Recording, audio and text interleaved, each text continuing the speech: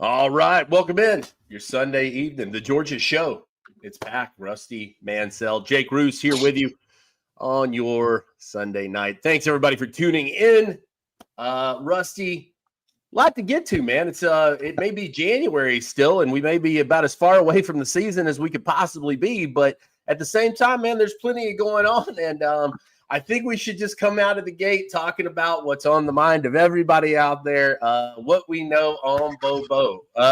There was a lot of consternation. In case you've been under a rock this week, there was a lot going on regarding Georgia's offensive coordinator. There was a report out there, I believe Buck Blue discussed on 680 The Fan, that Georgia's offensive coordinator, Mike Bobo, would be stepping down for health reasons. And you pretty quickly came over to the board at Dawgs HQ and said that you did not expect that. And I think you may have worded it even a little bit stronger than that. Wow. So, Rusty, let's just dive in on that, man.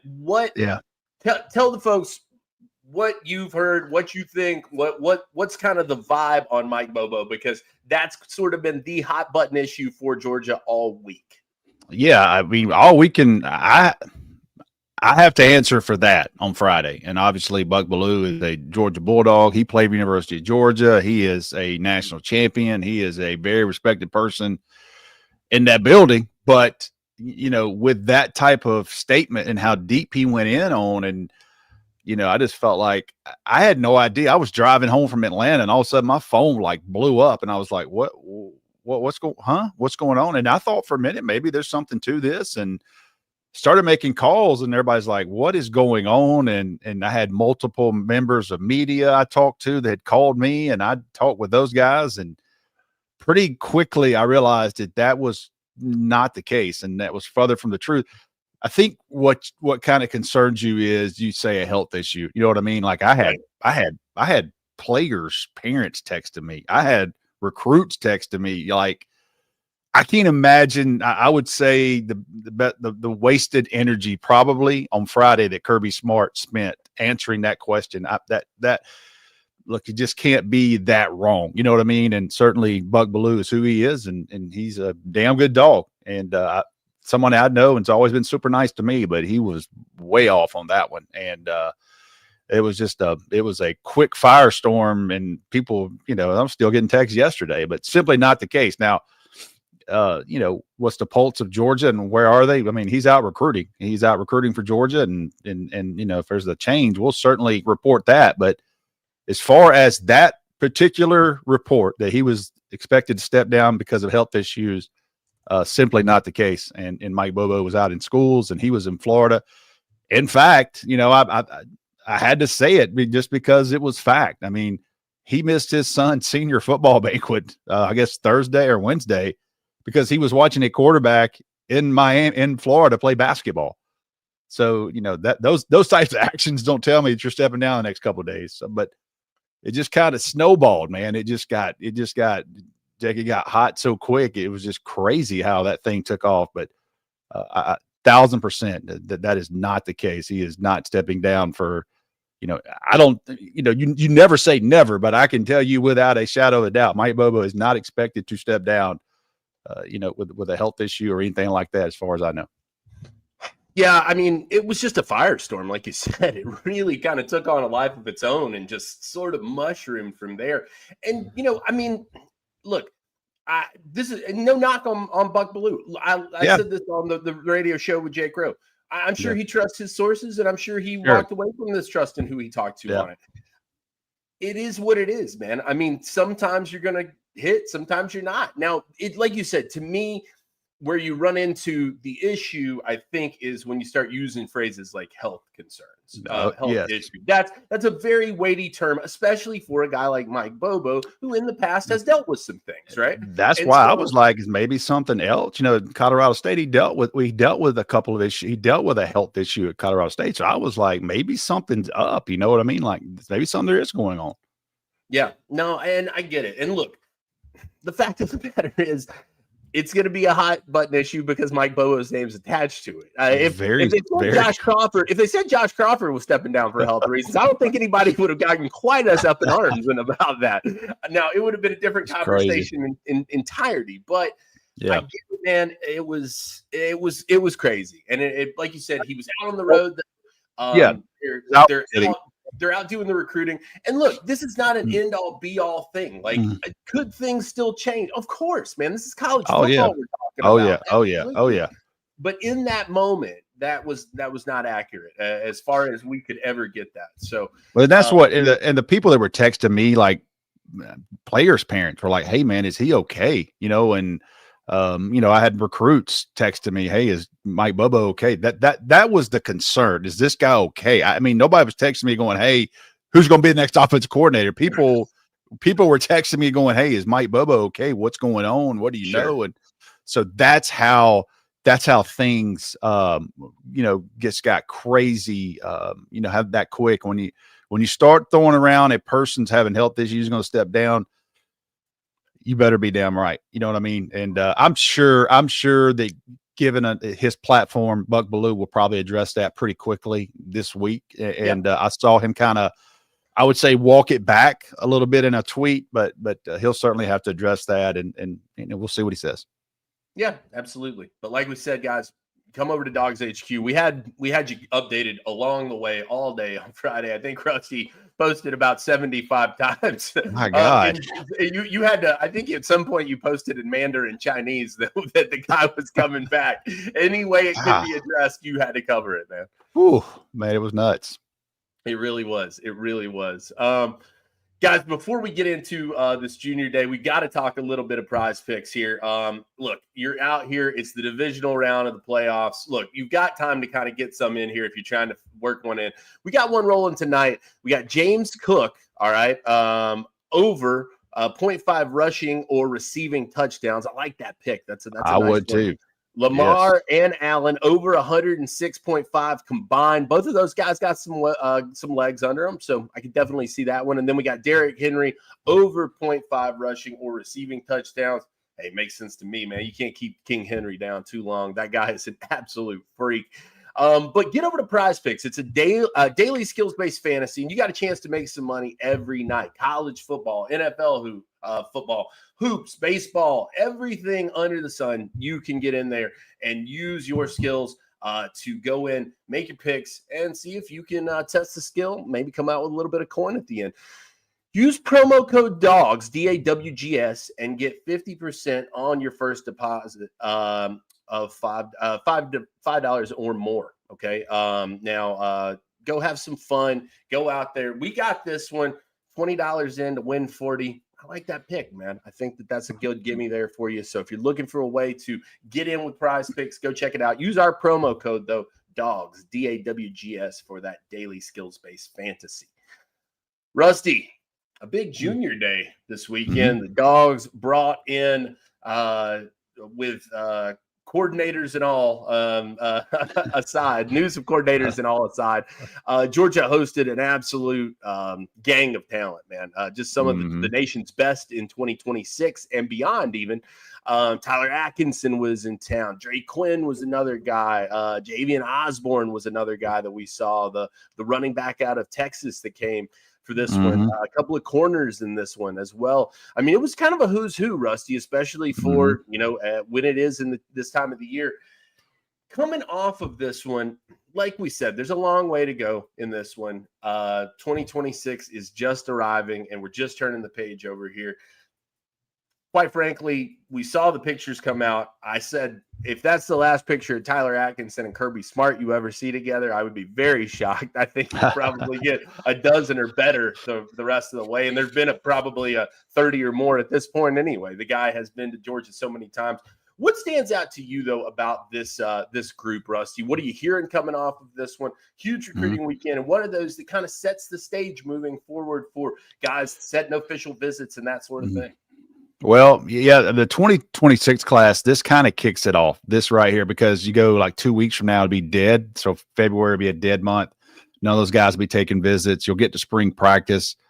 Really and truthfully now, June, the OVs, we've learned that, Jake, over the last couple of years, that the June OVs are really where it gets down to business. And literally it gets down to business. Yeah. Those Sunday meetings used to be the in-home breakfast. When you go on official visit back 10 years ago, you and your parents would have breakfast with the head coach at his house and those types of things, that's about over now. Now you sit in there with your agent, and you sit in there with Kirby Smart, and you sit in with somebody else, and you start talking about what's the number here, and that is point blank how it happens. And so June becomes, but this is really kicks it off, and some of these kids will make an early decision without worrying about all that. Georgia will get some of those as well too, but I tend to look at the 2027 guy that we kind of looked at there, and it's a young man that I got a chance to see this year, and I'll be honest with you, I knew a little bit about him, but he played so good against the state champions, Milton. Kareem Hughley, the kid out of Gainesville, the 2027 quarterback, Georgia offered him.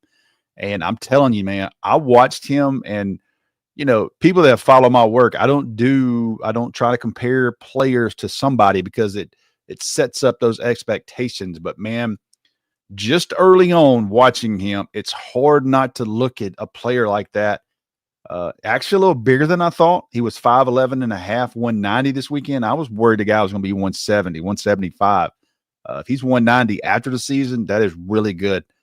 Georgia offered him on Saturday, but man, he's got a lot of Bryce Young to him, to me. I mean, this is a kid that's a dual threat. He can run, but gosh, man, he is so accurate. I watched him play against a team that they were just kind of outmatched against Milton, who nobody really gave Milton much of a game. Pretty much the last 2 years almost. And he played fantastic that game. He kept making play after play. And I knew after that night, I was like, this kid is a lot better than I thought. He can hurt you with his legs, but I thought the accuracy of him was really, really good. And Georgia offered him on Saturday, and he weighed in pretty good. I'm going through my phone right here, just look at my notes on that list. I think Carson Baker is the other kid I really like, the 26 running back out of Langston Hughes. Yes. And you talk about the state championship game, and him, I didn't know he had that gear in him. You're talking about this guy was 197 pounds on Saturday. This might be the next like really highly recruited running back out of the state of Georgia. I mean, he is going to be. Period. It's already starting for him. So he was in town. In running back in general, man. Yes. Nationally, this is a tremendous group. And you're talking about Georgia involved with several of them. Savion Hyder off the jump, right? They're deep in that one. You've got obviously Carson Baker, Jay Lamar. Go turn the tape on of Jay Lamar, man. That guy's tape absolutely screams player to me. Javian Osborne, like I said, in town this week, all the way from the Lone Star State. They made a point to go out and see him as well. They've connected with him early on. This is a great group of running backs. And after one guy last year, Rusty, I mean, it wouldn't shock me another two, maybe even a third guy if they can pull that off again. I think that would be a wise decision given the depth in this class. Yeah, I think Georgia's going to take two minimum, period. Yeah, I think Georgia's going to take a portal player in May at running back. Losing Trevor Etienne so late. I don't know if we've talked about that. And, with that Trevor Etienne decision, he was coming back from most everything that we heard. Now, it wasn't 100%, but very much leaning. He'd already enrolled in classes. He'd been going to classes. And then all of a sudden, those two young men from Penn State decide to come back. And when they decided to come back, that changed things for Trevor Etienne because, no question he was behind Singleton, I think, on draft boards, maybe Katron Allen. Yeah. Both of those kids coming back to Penn State for a senior year bumped him up, and probably to a point where he goes, you know what, how much more can I gain coming back? You know how you got so many carries on your legs in at that position. So that one really turned pretty quickly, and I think that's just the way of the world. That those two decisions by those two young men changed things up. So I think Georgia's going to take a running back. They got Nate Frazier, they got some other guys, they got Roger Robinson. They got the Robinson guys there. Flirted with several in this window. They did flirt, and they really and truthfully, you wonder, what would have happened with Justice Haynes had Trevor Etienne been declared. You know what I mean? Like, would that been a fit? Because really and truthfully, I don't think that was so much of a fit at the time. When you start looking at Trevor Etienne and Nate Frazier, and you're trying to go to a place you want to get more carries, just wondered. That's ifs and buts. Now that's not going to happen. So you just look at this thing and try to figure out what's going to happen. I do think Georgia's going to take a running back though in the spring portal window. And listen, those are you can still find a really good player there and somebody that can help you. Yeah. Oh, absolutely. Absolutely. Another couple of names here that I wanted to touch on, Rusty. One guy in particular that I think people need to get familiar with. I myself just kind of starting to bone up on this guy, Ernest Rankins. Yeah, Uh, dude. Yeah, a yeah. bit of a rare frame on that young man. Six Goodness foot six, gracious. 285. Yeah. Everything you're looking for in a defensive lineman. Georgia had him in this weekend. Sounds like things went well there, and I definitely a guy they need to pull in for this class. Certainly, I'm Give you a curious your name. thoughts on Rankins, man. I'll give you a name there. You know, who's one of his assistant coaches? Quincy Carter. You know who Yeah, loves the Georgia Bulldogs? You know who loves the Georgia Bulldogs? Quincy Carter. And Quincy Carter's back at his high school, Southwest DeKalb, coaching there and helping out with that program. And he told me about this young man last year. But you start talking about these guys that pop up and how the hell somebody 6'6", 280 pounds with an 82-inch wingspan, a defensive lineman. I tell you how it happens. There was so much focus on the 2025 guys. right. This guy just, he kind of flies under the radar until now everybody gets a chance to get a look at him. But I will say this, man, when you go look at his ranking on the 4 major services, one service don't even have him ranked. The other 2 services have him kind of, midway. Charles Power, our guy at On 3, has him, I think, already the number 4 player in the state of Georgia already. I mean, this is a top 5 player in Georgia. I 1,000% agree with him right there. I mean, it's just hard to find a defensive lineman like that with that wingspan and a ton of ceiling left. Georgia got him on campus this weekend already. They've been by to see him. Kirby Smart was at his school, I think, Thursday. And I just think when you look at these guys that, that you can't miss on those. And Georgia's off to a great start with what I think is going to wind up being one of those elite defensive linemen.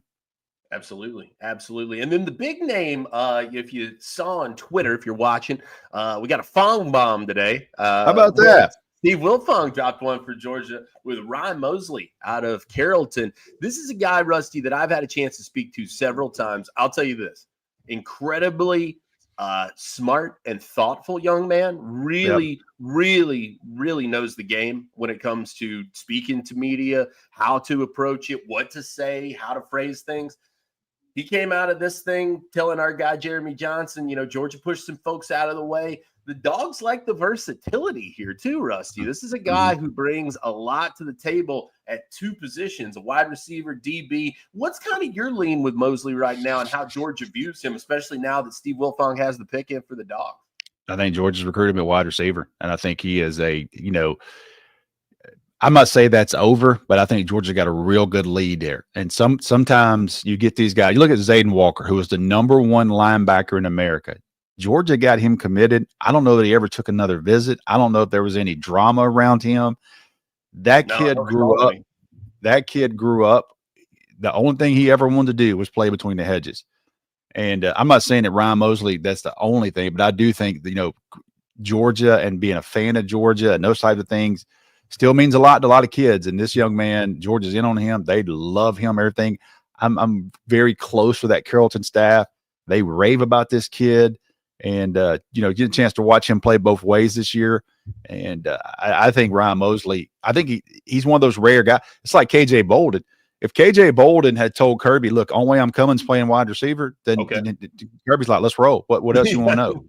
You know what I mean? But, luckily for Kirby Smart, he wanted to play defense. I think Ryan Mosley wants to play offense, and Georgia has 0 problem. Now, if he said, hey, coach, I want to play safety, then he can play safety. This is a kid that's just one of those really, really good high school football players. And, he's one of those guys that I think that, you just in-state kid and you win some of those because of those kids just love Georgia. You're going to get some of those like you are at some schools. It's just you kind of look at some of those guys over the years, Jake, and you go, I know that guy's going to Alabama. You can recruit him as much as you want. He's going to Alabama.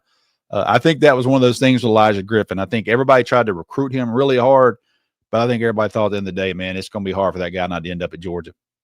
Yeah, no, absolutely. And Mosley, like you said, one of those guys. I think it's going to be very interesting to watch with him moving forward because he is such a versatile athlete. Hey, look, Joey King and those guys at Carrollton, they know a thing or two about getting guys ready for the next level. I think they got a little bit of an eye for talent over there. No doubt about that. Guys, before we talk a little bit of hoops, we got to get into some Georgia basketball because we got Rusty Mansell, #1 fan of Georgia hoops now, has really come in and changed the game here. After this week, you picked a good week to pick it up, Rusty. Wow. But before we get into that, we got to talk about our friends at My Perfect Franchise, Andy Ludicky and the boys over there. Look, are you a displaced corporate executive or wanting to get your career in your own hands? Or are you an experienced entrepreneur who wants to diversify? Well, Andy Ludicky and My Perfect Franchise can help you. Andy is a huge college sports fan. He's a franchise veteran. He's owned multiple franchises and businesses. And look, he takes all that expertise, he puts it together, and he helps other people find their American dream with a thorough consultation and evaluation process. So call Andy today. Put your life and your career in your own hands. Best of all, his services, 100% free to you. What do you have to lose? Nothing other than finding your perfect franchise. Find it at My Perfect Franchise. I may have to call Andy. I may have to call Andy after me covering 2 basketball games and Georgia went 0-2. I think I might get fired off the beat, man.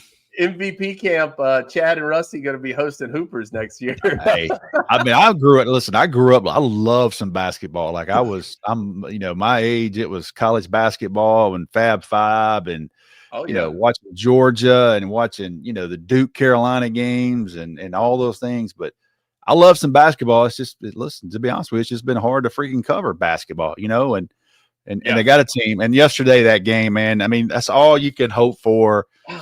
I guess #1 team in the country, and you get the highest rated recruit you've had in the last, other than Anthony Edwards, in the last 20 years, gets a shot from 3 foot away, and he can't put it in. But you just feel like there's still got a lot left, and there's some excitement around Mike White and his basketball team. And if they can, God, this league is so ridiculous, man. I mean, if they can just get out of this league and if they can get into the tournament, get out of this league and play with some other teams, I think that the SEC is going to really flex, man. But I will say this: I got a chance to go to Knoxville, watch Georgia play. I could not have been more impressed with that environment, that atmosphere. I got to give them credit, man. I mean, that Tennessee team is really, really good. That environment is tough to win on the road. Georgia almost beat the #1 team in the country yesterday at home. And, I'm just excited for the rest of the year. I'm excited for Mike White and these guys, excited to see where they go. And listen, I may sneak back over. If I sneak in and cover a game in Stagman and lose, I'll put myself on probation. But I'm not right. I wasn't at the game yesterday. I was only in Knoxville. But if they do lose while I'm there in Stagman, then I'll put myself on self-imposed penalty. We'll put a call into Mike Mobley. He'll quit issuing credentials, man. No, look, I think, Rusty, if you had to look at this schedule, probably everybody would have picked Georgia to lose Tennessee and Auburn coming into this year. Now, the thing about the Auburn game that got me is you shoot a little bit better at the line. We're having a little different conversation here, man. I mean, not even 50% yesterday against the Tigers. That doomed the Dogs in a big way. They struggle with some offensive sets as well, but this is one of those situations where, look, that was a tight game against the #1 team in the country. That's going to look pretty good when your resume comes out. You got to win over Oklahoma as well. That's going to go in there. Kentucky also on your resume. I mean, they've got some key wins under their belt. It's a tough stretch, man. It's absolutely, like you said, this league has gotten to be blood sport, man. I mean, some of these teams. Look, I'm not going to name names here, but some of these teams that were a little down on football seem to have reinvested in basketball, and that's paying big dividends for them. Yes, and some of them are balancing both. So, yes, sir. No, it's been an interesting stretch for Georgia hoops. I don't think that really you can look at these last 2 games and say Georgia is a lot worse team than anybody thought that they were. I don't think that's the takeaway from this. I think the fact they were able to hang in with the Tigers, a good sign. Look, Tennessee kind of waxed them, no doubt about that. But this is a team that there's a lot in front of them. And I think that, they've got a really interesting rest of the year. I'm not much of a hoops guy typically, but this team has me intrigued. Once every 20 years, I will watch Georgia basketball because they start making a little bit of noise. So they suck me in. They're like the Falcons, man. They suck me in, And then I get my heart broke. So you beat Oklahoma, you beat Kentucky in the same week. I'm like, all right, I'm driving 3 hours to cover you. And Sure. for one half, I was like, yep, made the right decision. But no, absolutely. I'm excited for him. I'm excited. Listen, this is not we're not gonna get this deep into it, but you look at baseball and what they've got going on. They expect this baseball team to be really, really good. And I think everyone that lives and breathes Georgia football and Georgia sports would love to have a great men's basketball team and a great baseball team and get things going. And, a young lady that I've known since she was 5 years old is a senior in the softball program this year, Lindy Ray Davis. And, I'm excited about the softball team and see what they can do to finish out her career. But I want to give a quick shout out before we get out of here, man. How about Nolan Smith and freaking Jalen Carter today? Yeah. I mean, those two dudes. I mean, Jalen Carter. I mean, I don't know how anybody in the Falcons pulls in the damn office tomorrow or Tuesday and goes, "What do we do? What were we even thinking?" You know what I mean? And he had visions of Jaden Daniels there again when he did pick him up. He did. He knew that. He knew that. He took it a little easy on the old head though. He gave man, fellow dog. Matt Stafford in his advanced age, so he wanted to take it a little bit easier for sure. But you know what I thought about when that happened? When Georgia beat TCU, we were coming down the elevator to go to the media area for that. And as I was going out, several of us got off the elevator. We took a right. I see Kirby Smart and Matt Stafford and his family, because that was in LA. Yep. And I remember seeing all those Georgia players who are now Philadelphia Eagles. All those guys were standing around. They're like, "Hey, this is Matt Stafford. This is a quarterback for the Rams. It's a dog." And today they're sacking his ass. You know what I mean? Like, today Matthew Stafford was like, "That's Jalen Carter." That's yes, no question. I bet you. I haven't seen social media, but I bet you Matt Stafford was not in any Georgia pictures after the game. I would not think that's for the off season stuff. But real quick, Rusty, before we get it out of here, national championship tomorrow night in ATL, Ohio State, Notre Dame. Who you got in this one and why, man? I had said all year that I think Ohio State had the best roster. Now, do I think they were going to win it? I didn't know. My question on Ohio State was Will Howard, and could he actually be that guy? I don't know what the hell they were doing all year, to what they were trying to do, what they didn't do, but I believe they fixed it. Obviously, that is the best team on paper. They have the most experience. I would have a hard time believing Ohio State loses. And I think that Notre Dame is so well coached. And Notre Dame does not make mistakes, period. They want to run the football, and they want to freaking punt. They want you to make the mistake. And you look at the game against Georgia, you have a fumble in the red zone. Then you have a strip sack. Then you have a special teams touchdown. That's exactly the way they beat Georgia. 3 mistakes or 3 plays like that change a game. That's what they want to do to you. I don't know that you're going to do that with Ohio State. They're so explosive. They've got all those 4th and 5th year players. I mean, I looked at the thing today, and in Ohio State, people don't care. Ohio State is losing a ton. They don't care. They want to win the national championship. Oh yeah, and they'll worry about replacing those guys later on. You know what I mean? But they did a great job of getting their juniors to come back. People start talking about transfers and all that. They don't have a ton of transfers. Did they get Caleb Downs? Yes. But they got Jack Sawyer to come back. They got Emeka Buka to come back. They got Travion Henderson to come back. They got all those dudes to come back who are all projected high draft picks. And whatever they paid those guys to get back, if they win tomorrow night, is going to be damn worth it. So, I think they clearly got the best roster in football this year. I don't know how good Will Howard is. I think Notre Dame is absolutely just so well coached, man. And but I think tomorrow night they're gonna get what I call out athleted, and they better have their eyes on number 4 like Texas did. And I'm not sure that Notre Dame has the back end like Texas did, who was able to play that type of defense and double team him, because Ohio State got right now. If it's a 4th quarter game, I trust Notre Dame. I trust him more than I do Ryan Day. I'll tell you that right straight up right now. I trust him more than I do Ryan Day. If it gets into a very tight 4th quarter game, at the end of the day, I think Ohio State is too much. I think they're rolling, and I think this is their year.